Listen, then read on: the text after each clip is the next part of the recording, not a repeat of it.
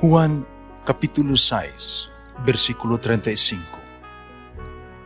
Si Jesus miingon kanila, "Ako mao ang pan nga naghatag sa kinabuhi. Ang muari kanako dili nagayod gutomon, ug ang mutuo kanako dili nagayod uhawon."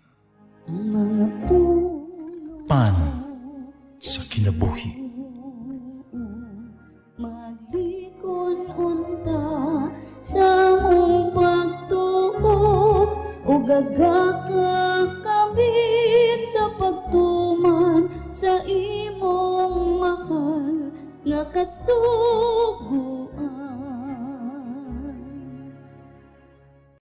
Ang ginumanaa ninyo, Santos nga Ebanghelyo sumala ni San Marcos. May usa ka sanlahon nga miduol kang Hesus, miluhod, mihangyo sa iyang panabang. Siya miingon, "Kung buot ka, pagkaayo ka kanako." Daluoy si Jesus kaniya, gihikap niya ang sanlahon ug giingnan, "Buot ko, mamaayo ka." Diha-diha na ayo ang sanlahon.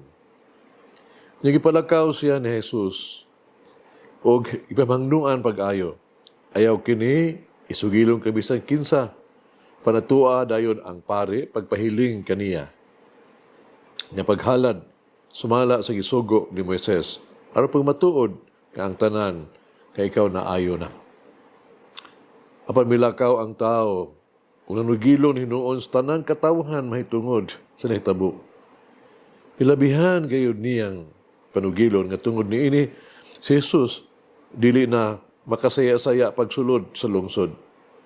Nagkabilin na lamang siya sa mga dapit nga awaaw o nangadto kaniya ang mga tao nga gikan sa kalain-laing dapit. Ang Ebanghelyo sa Ginoo. Pasalamati ang Ginoo kay siya maayo, ang iyang gugma mulungtad hangtod sa kahangturan. Pasalamati ang Diyos sa tanang mga Diyos, ang iyang gugma malungtaron. Pasalamati ang Ginoo sa mga Ginoo, ang iyang gugma malungtaron.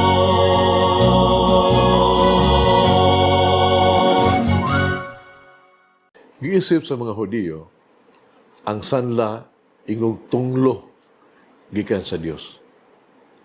Ilang nakita ang sangla ingog usa ka silot sa bugat ng mga sala. Dugang pa ang mga sanlahon giila nga buhing patay. Gila sila nga walay pulos o kaulawan sa ilang pamilya o sa katilingban. Kung sila gisalikway sa katilingban. Ikan sa libro sa Levitico, kinaginiingon, ang usa ka tao nga nagdala sa sakit sa sanla, kinahanglan maggisi-gisi sa iyahang mga sapot o magpaupaw. Siya musinggit, hugaw ako, hugaw ako. Samtang anaa pa kaniya ang sakit, ipahayag niya ayang kaugalingon nga muhugaw. Kasi pagitunood, hugaw magiging siya. Siya magapuyo, gapalayo, gabahimo siya nga puloy-anan layo sa katawhan. Busa ang sanlahon, gilidaan pagpuyo sulod sa katilingban.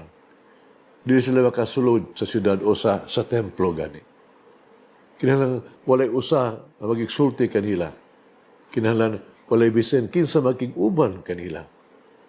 Ngano man, tungod kay bisan kinsa nga makasulti makahikap sa usa ka sanlahon, giisip usab nga paghugaw o dili na putli. Busa sa nahimulag na sa katilingban, gidid-an sa pag-apil si bisan unsa paghalad sa pagsimba sa templo. Pandini sa tuang nato kanudunggan nato, usukwahi ang gibuhat ni Jesus. Nagiguban siya sa sanlahon. Iyang gituyod ang iyang kamot, gihikap niya. Gigsulti siya kaniya. Ang mga tinagdanon ng mga buhat ni Jesus napakita sa iyang gugma o concern kabalaka alang sa sanlahon. Magibuhat siya, iyang giayo ang sanlahon.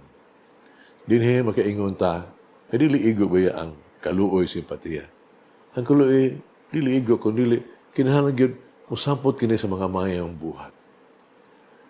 Ang nakita ni Jesus kanato, no? Dili ang ato abiyang kasaypanan, itong sanla ba?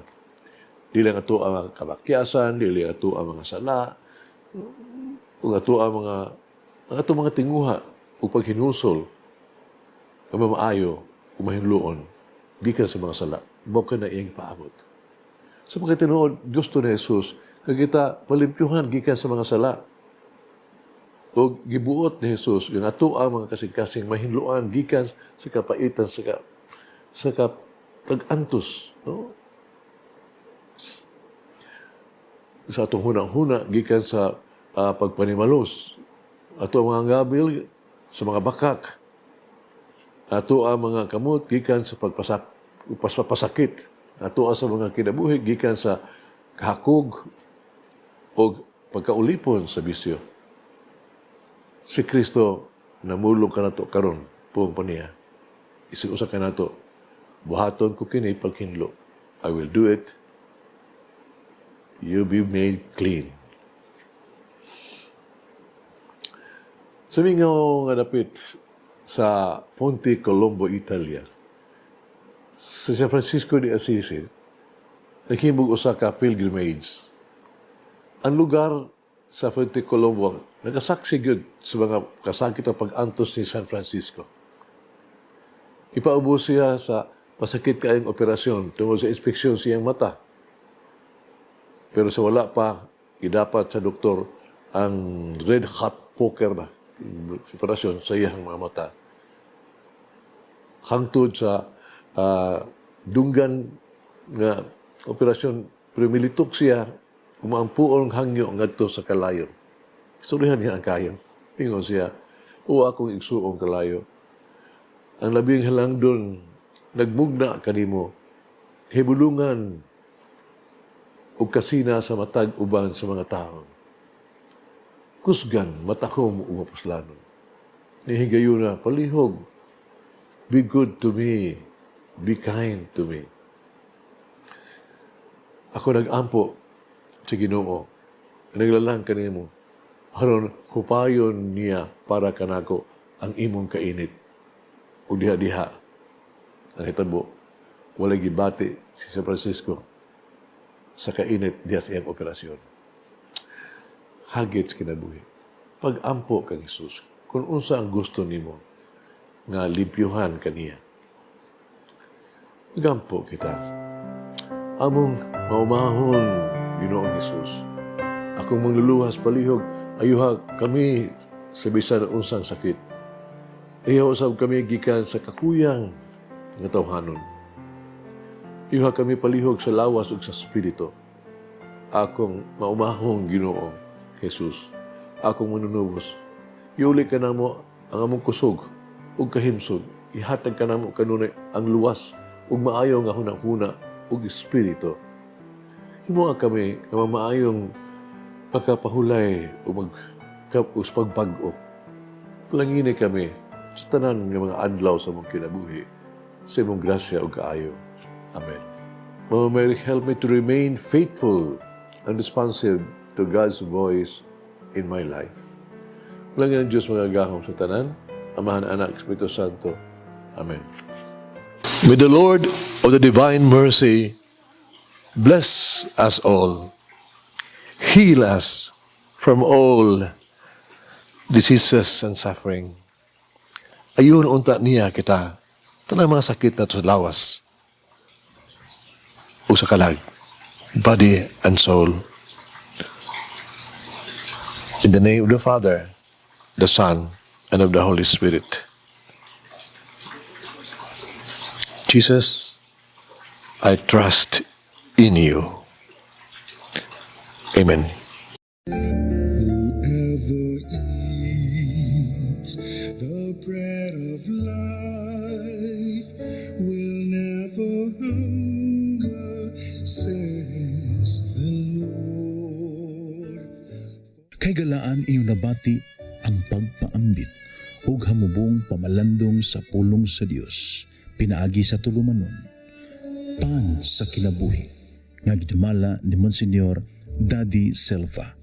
Hangtod na usab sa sunod higayon, daghang salamat.